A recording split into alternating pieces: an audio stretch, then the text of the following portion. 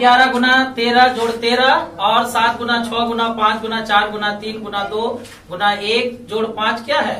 भाज्य संख्या है। इसी बात को दर्शाना, इसको साबित करना है। तो आप लोगों को भाज्य और अभाज्य संख्या के बारे में बताया गया था कि भाज्य और अभाज्य संख्या कैसे पहचानेंगे और भाज्य और अभाज्य संख्या में क्या संबंध है। तो सबसे पहले फिर हम लोग एक बार देखेंगे कि भाज्य संख्या क्या है और अभाज्य संख्या क्या है। तो भाज्य संख्या में आप किसी भी भाज्य संख्या को जब देखेंगे, जैसे कि 15, ये क्या है? एक भाज्य संख्या है। जब आप इसका गुणनखंड करेंगे तो इसके गुणनखंड में 3 गुना 5 आता है। और हम लोग चूंकि जानते हैं कि अभाज्य संख्या का अर्थ है कि जिसके गुणनखंड में केवल एक और स्वयं आना चाहिए, एक और स्वयं संख्या के अतिरिक्त कोई दूसरी अभाज्य संख्या उसमें नहीं आता है। जैसे कि हम लोग अभाज्य संख्या को उदाहरण ले, जैसे 7, इसके गुणनखंड में केवल 1 और 7 आएगा, इसके अतिरिक्त कोई दूसरा संख्या नहीं आता है इसमें। उसी प्रकार 5 में 1 और 5 आता है, 11 में 1 और 11 आता है। तो अभाज्य संख्याओं की यही पहचान है कि किसी भी अभाज्य संख्या में उसके केवल 2 ही गुणनखंड होते हैं। एक जो सर्वनिष्ठ गुणनखंड है, ये सभी संख्याओं का गुणनखंड है, और एक संख्या स्वयं। 5 है तो 5 आएगा, अगर 7 है तो 7, 11 है तो 11। कहने का मतलब कि अभाज्य संख्या के केवल 2 गुणनखंड होंगे। और भाज्य संख्याओं में जैसे अब 15 है, तो जब आप इसका गुणनखंड किए तो आपको गुणनखंड में क्या मिला? 3 और 5 मिला। तो आप तो यहाँ पर 3 और 5 जैसे देख रहे हैं, बाकी 1 और संख्या स्वयं, ये तो सबका गुणनखंड होता है। तो यहाँ से भी स्पष्ट हो जाता है कि कोई संख्या भाज्य है या अभाज्य है। जब आप 15 का गुणनखंड किए, इसमें 3 और 5 दो अलग अलग अभाज्य संख्या आ गया। और जिस भी संख्या को आप अभाज्य संख्याओं के गुणनफल के रूप में लिख सकते हैं, वह क्या होगा? भाज्य संख्या कहलाएगा। जिस संख्या को आप अभाज्य संख्या के गुणनफल के रूप में लिख सकते हैं, उसको हम लोग भाज्य संख्या कहते हैं। इसी गुण का हम लोग प्रयोग करके इस प्रश्न में इस बात को साबित करेंगे कि 7 गुना 11 गुना 13 जोड़ 13 यह क्या है? एक भाज्य संख्या है। इसके लिए सर्वप्रथम हम लोग मान लेंगे कि माना कि यहाँ 2 संख्याएं हैं। कोई जरूरी नहीं कि जब आपसे क्वेश्चन पूछा जाए तो वहां पर 2 संख्या इस तरह से कि क्या हो, एक साथ सम्मिलित हो। यह एक अलग संख्या है और यह अलग संख्या है। हम 2 संख्याओं को साबित करने के लिए कहा गया है।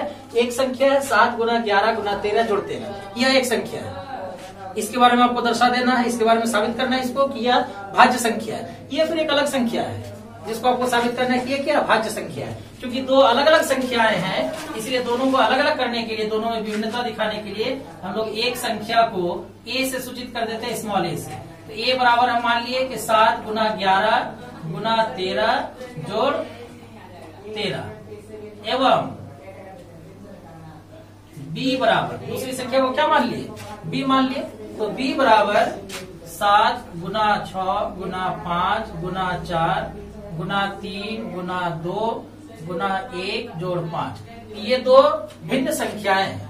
अब इसके बारे में आपको जांच करना है कि ये क्या है? भाज्य संख्या है, ये दिखाना है। तो इसके लिए ये हम लोग क्या करते हैं कि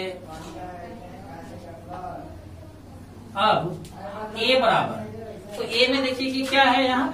7 गुना 11 गुना 13 जोड़ 13। अब इसमें देखिए कि कुल 2 पद है। आप लोगों को बताया क्या था कि पदों की गिनती हम लोग कि प्लस माइनस के आधार पर करते हैं, गुना के आधार पर नहीं। यह 7 गुना 11 गुना 13 यह एक संख्या को देखिए क्या कर रहा है? प्रदर्शित कर रहा है। और जबकि 13 दूसरी संख्या को, जिन दोनों को हम लोग को क्या करना है? जोड़ना है। तो इन दोनों पदों में आपको देखना है कि क्या चीज कॉमन आ रहा है, कुछ कॉमन आ रहा है कि नहीं, ये पहले देख लेना। तो 7 गुना 11 गुना 13, इसमें 13 आया है। और फिर ये क्या? 13 गुना 1 समझ सकते हैं इसको, तो इसमें 13 है। इन दोनों में से आप 13 को क्या कर सकते हैं? कॉमन ले सकते हैं। तो 13 को इसमें कॉमन लीजिए। तो 13 को कॉमन लिया तो क्या बचा? 7 गुना 11, 7 गुना 11। और यहाँ से भी हम 13 कॉमन ले चुके हैं, तो यहाँ कुछ नहीं बचा है। और कुछ नहीं बचने का क्या है? यहाँ पर 1 है। तो अब 13 गुना 11 से 77 और 1 78 है, यहाँ पे लिख दिए। अब इसका देखिए आप गुणनखंड करने का प्रयास कीजिए, इसका अभाज्य गुणनखंड कर सकते हैं। क्योंकि हम लोग को इसमें दिखाना है कि जो अभाज्य संख्याओं का गुणनफल है उसको हम लोग क्या कहते हैं? भाज्य संख्या कहते हैं। तो इसका आप गुणनखंड करेंगे तो 13 गुना 78 का गुणनखंड कीजिए तो क्या होगा? 2, उसके बाद 3, उसके बाद 13। तो इसको हम लोग लिख सकते हैं 2 गुना 3 गुना 13 का स्क्वायर, है कि नहीं। तो ये जो संख्या दिया हुआ था, इस संख्या का जब हम लोग ये क्या हुआ गुणनखंड प्राप्त हुआ उस संख्या का, और जिसके गुणनखंड में 2, 3 और 13 ये 3 क्या है अलग अलग अभाज्य संख्या है। इस प्रकार से हम देखते हैं कि जिस संख्या को a माना गया था उस संख्या को हम लोग 2, 3 और 13 यह 3 विभिन्न अभाज्य संख्याओं के गुणनफल के रूप में हम लोग लिख सकते हैं। तो इस प्रकार से यह क्या होगा, और हम लोग जानते हैं कि जिस संख्या को अभाज्य संख्याओं के गुणनफल के रूप में हम लिख सकते हैं वह क्या होगा भाज्य संख्या होगा, है ना। तो अतः चूंकि हम यहाँ पर लिख देंगे कि चूंकि a अभाज्य संख्याओं का या अभाज्य गुणनखंडों का लिख सकते हैं, अभाज्य गुणनखंडों है ना का गुणनफल है, गुणनफल है, इसलिए a एक भाज्य संख्या है।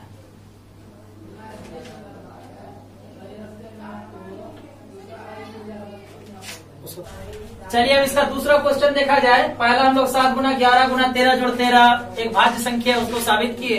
अब इसी प्रश्न का दूसरा हिस्सा है कि 7 गुना 6 गुना 5 गुना 4 गुना 3 गुना 2 गुना 1 जोड़ 5 ये भी क्या है एक भाज्य संख्या है। इस बात को हम लोग को क्या करना है साबित करना है। तो इसके लिए हम लोग पहला a वाला कर चुके हैं, अब b बराबर लिख दिए जो इसका मान है। अब हम लोग इसमें क्या करेंगे कि इसमें भी देखिए कि टोटल में आप 5 को कॉमन ले सकते हैं क्योंकि ये पहले भाग में भी क्या है 5 है और ये जो दूसरा भाग है प्लस के बाद उसमें भी क्या है 5 है। चलिए इसमें 5 को हम लोग कॉमन ले लेते हैं। तो 5 को कॉमन लेंगे तो क्या बचेगा 7 गुना 6 गुना 5 गुना 5 नहीं 5 तो कॉमन ले चुके हैं तो 4 गुना 3 गुना 2 गुना 1 और जोड़ क्या होगा 1 होगा। अब 5 को अलग रहने दीजिए, ये टोटल को क्या कर दीजिए अब इंटू कर दीजिए, इसको इंटू करना आसान होगा। तब इसमें क्या इसको गुना कीजिए, टोटल कितना आता है 7 गुना 6 42 और 42 गुना 4 टोटल को जोड़ करके कितना आएगा हाँ 1008 आता है। तो गुना करके फिर उसको जोड़ दीजिएगा। तो अब हम लोग क्या करेंगे अब यहाँ 5 गुना 1008 1008 अभाज्य संख्या है क्या नहीं है। इसका भी क्या करेंगे अभाज्य गुणनखंड करेंगे। तो 5 गुना 1008 का अभाज्य गुणनखंड कर लीजिए 2 से कितना 504 फिर 2 से 252 फिर 2 से 126 फिर 2 से 63 अब 2 से लेगा इसमें नहीं तो अब 3 से 21 फिर 3 से कितना 7। तो अब 1008 का अभाज्य गुणनखंड में क्या क्या आया 2 कितनी बार है 4 बार। तो 2 गुना 2 गुना 2 गुना 2 गुना 3 गुना 3 गुना 7। अब आप इसको लिख सकते हैं कि 2 पर पावर कितना 4 बार आया तो 2 पर पावर 4 3 2 बार है 3 पर पावर 2 और फिर 5 और 7। तो यहाँ b बराबर जो हम संख्या माने थे कि b बराबर 7 गुना 6 गुना 5 गुना 4 गुना 3 गुना 2 गुना 1 जोड़ 5 है ना। इससे जो संख्या प्राप्त होता है इसको हल करने पर उस संख्या का अभाज्य गुणनखंड ये प्राप्त हुआ है 2 पर पावर 4 गुना 3 पर पावर 2 गुना 5 गुना 7। तो अब ये क्या है कि जो b संख्या दिया हुआ था इसका हम लोग क्या किया अभाज्य गुणनखंड ज्ञात किए और यह क्या निकला अभाज्य गुणनखंडों का गुणनफल।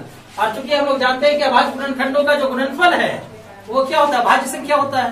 भाज्य संख्या अभाज्य गुणनखंडों का क्या होता है गुणनफल। तो यह b संख्या क्या है अभाज्य गुणनखंडों का गुणनफल है। तो यहाँ पर इसमें फिर वही बात लिखेंगे कि चूंकि b क्या है अभाज्य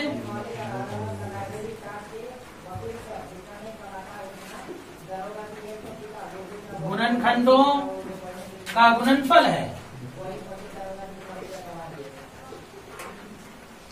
अभाज्य गुणनखंडों का गुणनफल है इसलिए b क्या है भाज्य संख्या है।